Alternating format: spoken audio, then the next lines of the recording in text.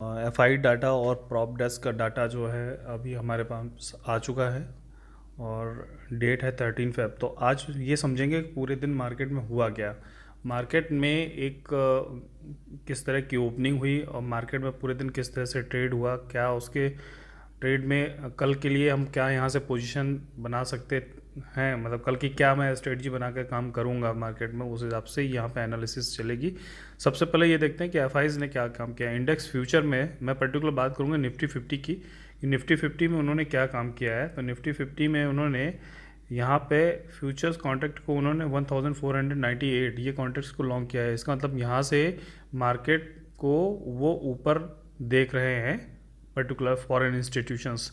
मैं bank Nifty की बात नहीं करूँगा, मिड कैप निफ्टी की बात नहीं करूँगा, फिर निफ्टी की नहीं करूँगा, और यहाँ पे क्योंकि मेरा स्कोप अभी यहाँ पर डिस्कशन का सिर्फ निफ्टी 50 से ही है, तो मैं यहाँ पे इंडेक्स फ्यूचर की बात करता हूँ। अब देखते हैं कि फ्यूचर एंड ऑप्शन में फ्यूचर का मैंने डाटा बता दिया और ऑप्शन में किस तरह से उन्होंने एफ ने काम किया है।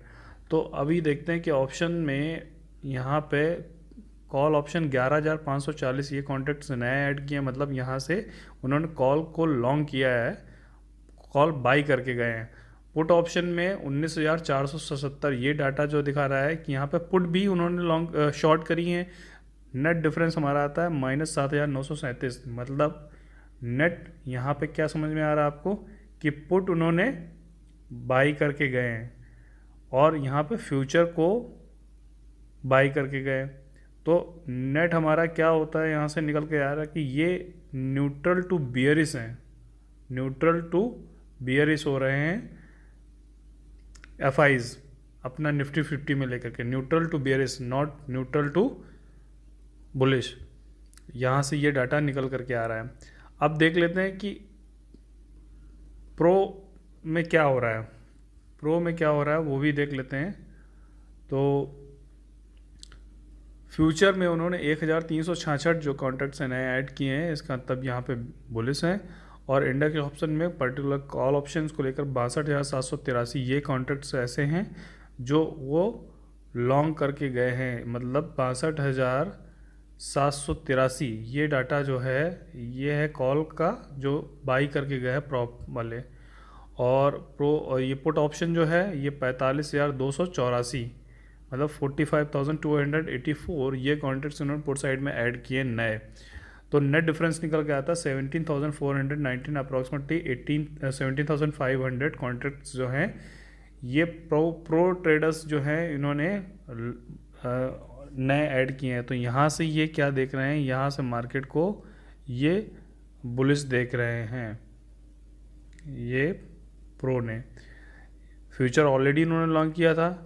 नेट डिफरेंस यहाँ से मैंने आपको दिखा दिया कि यहाँ पे ये इन्होंने कॉन्ट्रैक्ट्स लॉन्ग किए हैं, पुट को उन्होंने कम शॉर्ट किया है, कॉल को ज़्यादा लॉन्ग किया है। तो नेट डिफरेंस 17,499 यहाँ पे कॉन्ट्रैक्ट्स लॉन्ग बने जा करके। तो प्रॉप की तरफ से यहाँ पे क्या बन रहा है, बुल, ये है बुल। और अभी इसी तरह से हम देख लेते हैं कि क्लाइंट ने क्या काम किया है। तो क्लाइंट की डाटा जो है, क्लाइंट मतलब यहाँ पे रिटेलर से है। रिटेलर ने इंडेक्स फ्यूचर में शॉर्टिंग करी है और कॉल ऑप्शन को उन्होंने एग्रेसिवली शॉर्ट किया है, पुट ऑप्शन को भी उन्होंने शॉर्ट किया है। तो यहाँ से नेट जो डिफरेंस आता है वो कॉल शॉर्टिंग ज़्यादा है और फ्यूचर शॉर्टिंग ज़्यादा है। तो यहाँ से क्या डाटा अपना निकल करके आ रहा है, यहाँ से डाटा ये निकल के आ रहा है कि रिटेलर जो है वो कल के लिए मार्केट में बियरिश हैं, या आज जो उन्होंने नए कॉन्ट्रैक्ट्स ऐड किए हैं वो क्या है, यहाँ से बियरिश डाटा शो कर रहा है। अब तीनों को एक बार मिला कर देखते हैं कि क्या डाटा यहाँ पे निकल गया है। एफ आई और प्रो क्लाइंट का। यहाँ पे मैंने आपको बताया था कि प्रो जो है ये नेट बुलिश है, रिटेलर बियरिश है, एफ न्यूट्रल टू बियरिश है। तो कल के लिए मार्केट हो सकता है कि न्यूट्रल टू बियरिश हो सकता है, प्रॉप के कॉन्टेक्ट्स यहाँ पे अग्रेसिवली अगर उनको लॉन्ग करना है, क्योंकि यहाँ पे उन्होंने बुलिश पोजीशन लेके गए हुए हैं, नए कॉन्ट्रैक्ट्स ऐड किए हैं, तो या तो उनको कल क्या करना पड़ेगा, मार्केट को ऊपर उठाने के लिए और कॉन्ट्रैक्ट्स ऐड करने पड़ेंगे, क्योंकि यहाँ एफआई डाटा और क्लाइंट का डाटा ये दोनों मिला करके क्या बोल रहा है कि मार्केट हो सकता है नीचे की तरफ जाए। अब यही चीज़ समझने के लिए हम क्या करेंगे, निफ्टी 50 के चार्ट पे चलेंगे। निफ्टी 50 का ये चार्ट हुआ आज का। पहले मैं ओपनिंग दिखाता हूँ। ओपनिंग में क्या हुआ कि मार्केट पहले ओपन हुआ 23,100 के पास में, वहाँ से शॉर्टिंग बनी, सीधे सीधे नीचे आया और यहाँ से क्या हुआ कि मार्केट में एक पुल बैक आया। पुल बैक जाते 23,100 का रेजिस्टेंस तोड़ा और आधे घंटे 15-15 मिनट की 2 कैंडल बना करके मार्केट ने यहाँ पे अच्छा खासा यहाँ मूवमेंट दिया है, एग्रेसिवली मूव दिया। और इसके बाद मार्केट में साइडवेज मूवमेंट रहा है, मतलब यहाँ से लगा करके और इस जगह तक कोई प्रीमियम्स में बढ़ोतरी नहीं हुई होगी, ज़्यादा डिके ज़्यादा था इस जगह से लगा के, बहुत हार्डली कुछ हुआ होगा यहाँ पे प्रीमियम में डिके। खास करके लोग एक्सपायरी वाला दिन था तो एक्सपायरी वाले दिन क्या करते हैं, ओटीएम की कॉल लेकर के बैठ जाते हैं लोग। ओटीएम की कॉल वैसे भी जल्दी नहीं बढ़ती है एक्सपायरी वाले दिन, क्योंकि डिके फास्ट होता है। जैसे जैसे हमारी एक्सपायरी बढ़ती है अपने एक्सपायरी के टाइम पे, वैसे वैसे डिके होता रहता है।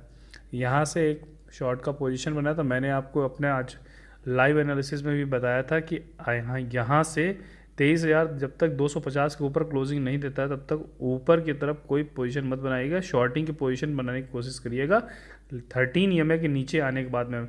अब ये हमारी 13 ईएमए की लाइन है ये, और 13 ईएमए के नीचे के बाद में अगर क्लोजिंग यहाँ पे कर दी थे तो आपका एसएल यहाँ पे इस जगह कहीं होना चाहिए था, और एसएल लेकर के आपको ये आपका एसएल 10 से 15 पॉइंट आता होगा यहाँ से, और यहाँ से आपको एक पोजीशन बना के बैठना था। तो मैंने ये, आप किसी भी स्ट्राइक का चार्ट उठा के देखें 23,150 की पुट या 23,100 पुट के 15 रुपये के प्रीमियम 122-123 रुपये के आसपास पहुँच गए थे। ये चीज़ मैंने बताया था, लेकिन मैंने कोई स्ट्राइक यहाँ पे मेंशन नहीं करी थी। As per SEBI rule I can not disclose any strike. तो यहाँ पे मेरे कहने का मतलब था कि मैंने इस जगह से जब ये क्रॉसओवर हुआ था तो यहाँ पे आपको एक शॉर्टिंग पोजीशन लेना था, ना कि कॉल ऑप्शन कोई बाई करना था। तो 15 रुपये की कॉल आप सोचिए कि 121 रुपये के आसपास पहुँची थी, और यहाँ पे लोगों ने क्या किया, यहाँ पे कहीं पे पोजीशन बनाने की कोशिश करी होगी, जो कि या तो यहाँ पे कहीं काट लिया होगा इस जगह पे कि कहीं से मार्केट न फिर न 13 ईएमए के पास आकर टच करके चला जाए, लेकिन अच्छा मूव ये आया हुआ था। अब कल के लिए क्या हो सकता है, कल के लिए ये सबसे बड़ी बात है यहाँ पे कि मार्केट में जो डाटा कह रहा है कि न्यूट्रल टू बेयरिश हो सकता है कल मार्केट, जो कि FIIs and DI prop desk के डाटा से दिख रहा है। तो सबसे पहले ये देखना पड़ेगा कि ये लेवल जो है 22,950 का सस्टेन कल कर पाता है मार्केट की नहीं कर पाता है। अगर 22,950 सस्टेन नहीं कर पाया, बहुत क्विक मूव होगा 22,800 के चैलेंज को करने के लिए, और 22,800 अगर टूटा तो फिर 22,600 तक के लेवल देखने को कल मिल सकते हैं। अदरवाइज़ क्या होगा, यहाँ से ये एक शॉर्टिंग बनेगी और शॉर्ट बन करके 22,950 से एक पुल बैक ले सकता है मार्केट। कहाँ, ऐसे कुछ इस तरह से जाएगा। देखिए मार्केट अगर यहाँ से इसने गैप अप थोड़ा सा खोला इस जगह पे, तो ये कुछ ऐसे जा कर के फिर मार्केट में ये लेवल देखने को मिल सकता है। अगर मार्केट को ऊपर जाना होगा, ये लेवल आता है करीब 200 का, और ये आता है 250 का। तो मार्केट में ये कल का लेवल निकालना बहुत ज़रूरी है। इसके ऊपर कोई कैंडल एक क्लोजिंग होनी चाहिए, यहाँ पे फॉलोअप कैंडल मिलनी चाहिए इसको मूव करने के लिए 350 या 400 के लेवल तक को टच करने के लिए। अगर यहाँ तक कैंडल, अगर इसको मार्केट को यहाँ तक जाना है तो, अदरवाइज़ होगा क्या यहाँ पे, अगर ये मूव, एक पॉसिबिलिटी ये बनती है कि ये मार्केट इस तरह से ऐसे जाएगा और ये इस तरह से जाएगा, हायर हाई हायर लो बनाते हुए जा सकता है। एक पॉसिबिलिटी ये बनती है अगर कल मार्केट बुलिश होता है। लेकिन डाटा ये कह रहा है कि मेरा मार्केट कल न्यूट्रल टू बियरिश हो सकता है। तो उसके लिए क्या होगा कि पहले यहाँ पे ये गैप अप खोलेगा और इस लेवल के आसपास कहीं लेके आएगा कैंडल को, और यहाँ से एग्रेसिवली शॉर्टिंग होगी। यहाँ पे ये लेवल टूटेगा, इसके बाद फिर से यहाँ पे इसको लेवल को रीटेस्ट करेगा और फिर ये टूटेगा, और ये इस लेवल को अगर सस्टेन नहीं किया, रिस्पेक्ट नहीं किया ये वाला 22,800 का, तो फिर एक नया लो देखने को अपने को मिलेगा।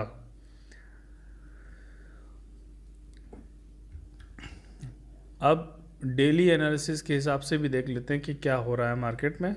डेली एनालिसिस ये कह रहा है कि एक तरह से यहाँ पे डोजी कैंडल बनी हुई है, सॉरी डोजी नहीं है, इट्स काइंड ऑफ हैमर। ये हैमर कैंडल बनी हुई है, रिवर्सल का साइन होता है कि ये अगर मार्केट में कल कैंडल इसके ऊपर क्लोजिंग यहाँ पे कहीं देता 23,100 के ऊपर, तो हम ये सोच सकते हैं कि मार्केट हो सकता है शायद 1,500 पॉइंट की एक रिकवरी दे सकता है, फिर फर्दर फॉल अगर होनी होगी तो ही हो सकती है।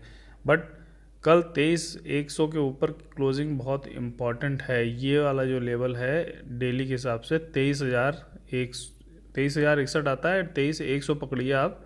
23,100 के लेवल पे अगर क्लोजिंग होगा तभी कुछ भला होगा ट्रेडर्स का और या पोजिशनल ट्रेडर का, नहीं तो मार्केट यहाँ से नीचे ही गिरना तय है। ये लेवल जो है आता है 22,785, जो विक के साथ मैं बता रहा हूँ 22,785 का ये लेवल है लो, तो इसे रिस्पेक्ट करना चाहिए कल के क्लोजिंग वीकली सेशन में। अदरवाइज़ यहाँ से मार्केट में ये दो पॉसिबिलिटी मैंने बता दी कि मार्केट अगर बुलिश है तो बुलिश के हिसाब से यहाँ 23,100 के लेवल को क्रॉस करके फिर इसके 23,250 फर्दर यहाँ पे 23,300 350 के ऊपर ट्रेड करेगा, नहीं तो वहाँ से मार्केट 23,100 के ऊपर अगर खुलता है तो वहाँ से डंप कर दिया जाएगा मार्केट को। तो इसके साथ में और भी फैक्टर हैं, जैसे आप कुछ इंडिकेटर्स की मदद से आप रिलेटिव स्ट्रेंथ वगैरह लगा सकते हैं, ADX वगैरह लगा सकते हैं। ज़्यादा जानकारी के लिए आप मुझे DM कर सकते हैं पर्टिकुलर। अगर आपको कोई मैं कोई ट्रेडिंग नहीं आपको बताऊंगा, ट्रेड टिप्स नहीं दूंगा आपको। अगर टेक्निकल एनालिसिस थोड़ी बहुत सीखनी है तो वो मैं आपको बेसिक चीज़ें बता सकता हूँ यहाँ पे कि किस तरह से ये काम करते हैं, कि क्या क्या मूविंग एवरेजेस लगा करके अपनी ट्रेडिंग को इन्हांस कर सकते हैं। बट अभी का मार्केट बुलिश के हिसाब से तो मैं बिल्कुल भी नहीं हूँ कि यहाँ से कोई मार्केट में बोल रहा है जब तक 23,250 के ऊपर प्रॉपर अच्छी खासी क्लोजिंग ना देखने को मिले। तो ये था आज का 13 फरवरी 2025 का FIs एंड DI का data analysis along with my Nifty 50 charts. Thanks for watching.